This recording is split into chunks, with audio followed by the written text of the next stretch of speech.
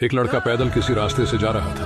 वो देखता है कि एक खंभे पर एक पर्ची चिपकी है और उस पर्ची में कुछ लिखा हुआ है। वो लड़का थोड़ा नजदीक जाकर पर्ची पढ़ने लगा। उस पर्ची में लिखा था, कल इस रास्ते से गुजरते वक्त मेरे 100 रुपए कहीं गिर गए थे। मैंने ढूंढने की बहुत कोशिश की लेकिन मुझे वो नहीं मिले। यदि किसी को मिले तो कृपया इस पते पर पहुंचा देना। पर्ची में उसका एड्रेस भी लिखा हुआ था। लड़के को उस एड्रेस पर जाने का मन करने लगा। वो उस एड्रेस पर जाकर देखता है कि वहाँ एक झोपड़ी है। लड़के ने आवाज लगाई तो उस झोपड़ी में से एक वृद्ध औरत लाठी के सहारे बाहर आती है। लड़का समझ गया कि ये वृद्ध औरत अकेली ही इस झोपड़ी में रहती है। उसने कहा, माँ जी, आपके 100 रुपए जो गिर गए थे वो मुझे मिले हैं। ये रहे आपके 100 रुपए। उस लड़के की बात सुनकर वो वृद्ध औरत रोते हुए कहती है कि बेटा, अब तक करीब 15-20 लोग मुझे 100 रुपए देकर जा चुके हैं। बेटा, मुझे ठीक से दिखाई भी नहीं देता है और मुझे पढ़ना भी नहीं आता है। पता नहीं किसने मेरी ऐसी हालत देखकर मेरी मदद करने के लिए ऐसा किया है और वो रुपये लेने के लिए नहीं मानती है। लड़के के बहुत आग्रह करने के बाद वो वृद्ध औरत मान जाती है, लेकिन वो उस लड़के से कहती है कि तुम जाते वक्त वो पर्ची वहाँ से फाड़ कर फेंक देना। लड़के ने कहा, माँ जी,